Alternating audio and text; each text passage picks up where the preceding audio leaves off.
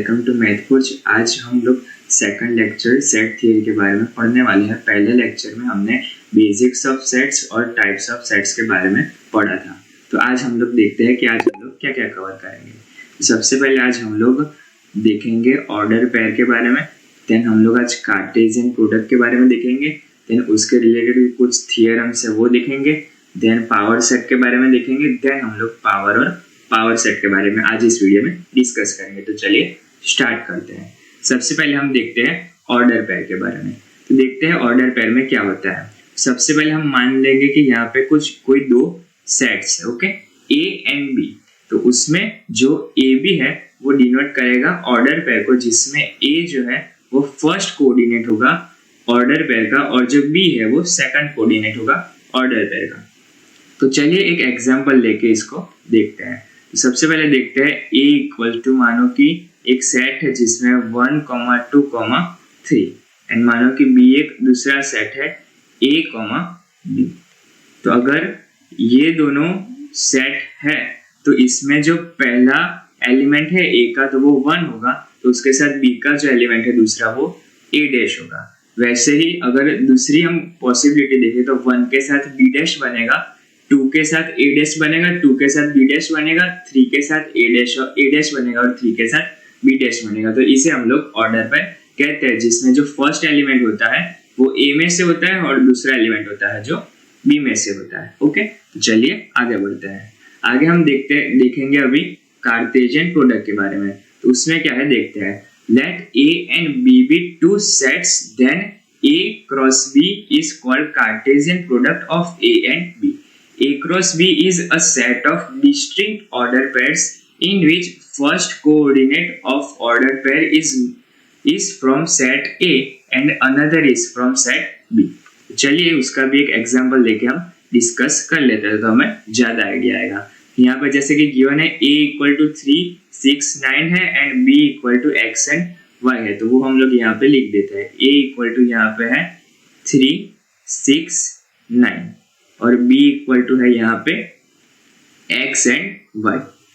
तो चलिए अभी हम लोग देखते हैं यहाँ पे a क्रॉस b क्या होता है।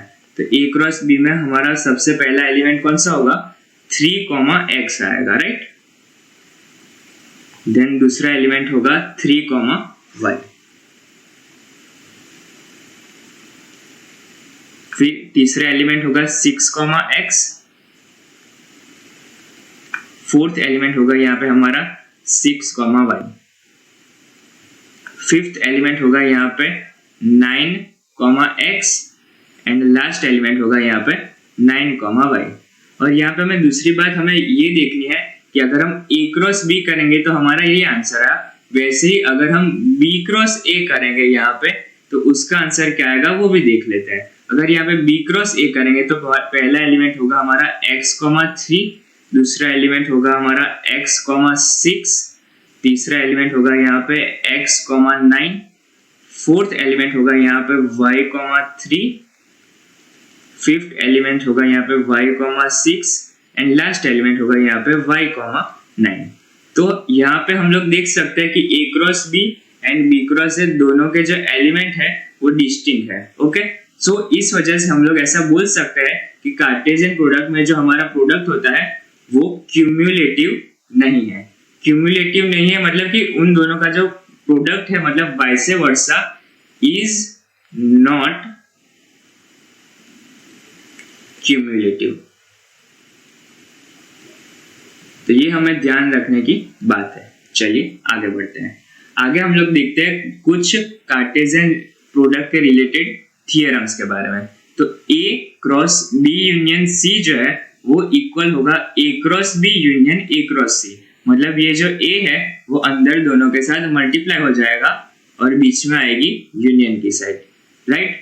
वैसे ही देखते हैं A union B cross C, तो जो C है वो दोनों के साथ मल्टीप्लाई हो जाएगा, A cross C union B cross C। वैसे ही अगर हम इंटरसेक्शन के बारे में थियरम्स देखें तो वो क्या होंगे देख लेते हैं। A क्रॉस अगर B इंटरसेक्शन C है तो क्या होगा, A cross B intersection A cross C आएगा, राइट। वैसे ही दूसरा देखते हैं हम, ए इंटरसेक्शन बी क्रॉस अगर सी है तो क्या आएगा हमारा answer, A cross C intersection B cross C. इसके अभी हमें जो प्रूफ है वो हमें याद रखने की जरूरत नहीं है, तो वो हम यहाँ पे डिस्कस नहीं करेंगे। ओके, आगे बढ़ते हैं। आगे हम लोग देखते हैं पावर सेट के बारे में। So if a set has n elements then power set of S has 2n elements. मतलब कि मानो कि एक A सेट है जिसके अंदर टोटल 3 एलिमेंट्स है, x, y, z। अगर टोटल एक सेट के अंदर 3 एलिमेंट्स है तो उसका जो पावर सेट होगा, पावर सेट को हम ऐसे डिनोट करते हैं P ऑफ A। तो जो पावर सेट होगा उसमें 2 एलिमेंट्स होंगे, तो 2n, जहाँ पे n इक्वल टू क्या है यहाँ पे 3 है, तो हमारा आंसर आएगा 2 3। सो 2 3 क्या होता है, 8 होता है, तो टोटल यहाँ पे 8 एलिमेंट्स होंगे। तो अगर x, y, z है तो उसके टोटल 8 एलिमेंट्स कौन से है वो देख लेते हैं। सबसे पहले तो एक 5 एलिमेंट होगा, then x, y, z, then xy, xz, yz and xyz। So total ऐसे 8 एलिमेंट्स है, और ये जो एलिमेंट्स है सेम हैश डायग्राम में फ्यूचर में भी यूज होगा, तो तभी भी हम इसे डिस्कस करेंगे। ओके, अभी आगे बढ़ते हैं। आगे हम लोग देखते हैं पावर ऑफ पावर सेट। मतलब कि जब भी हमने पहले पावर सेट देखा तो उसमें 2n एलिमेंट्स थे, राइट। तो अभी power of power set discuss करते हैं। Power of power set contains 2n elements. So अगर हम लोग एक दूसरा एग्जांपल देखें जिसमें एक सेट S है जिसके अंदर टोटल 2 एलिमेंट्स है 1, 2, राइट। तो उसका जो पावर सेट बनेगा उसमें कितने एलिमेंट्स होंगे, 2 क्या होता है, 4 होता है, तो टोटल यहाँ पे 4 एलिमेंट्स होंगे, राइट। तो अगर हम उसका पावर ऑफ पावर सेट देखेंगे तो उसमें कितने एलिमेंट्स होंगे, 2 होल 2, तो वो क्या हो जाएगा, टोटल 16 एलिमेंट्स बनेंगे, राइट।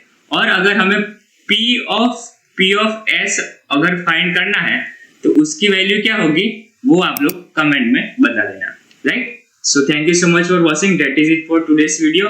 और कोई भी डाउट हो तो आप लोग हमें मेल कर सकते हैं, राइट। और इसके भी नोट्स है वो आपको डिस्क्रिप्शन में मिल जाएंगे, और आप हमारे सोशल को भी फॉलो कर सकते हैं। Thank you.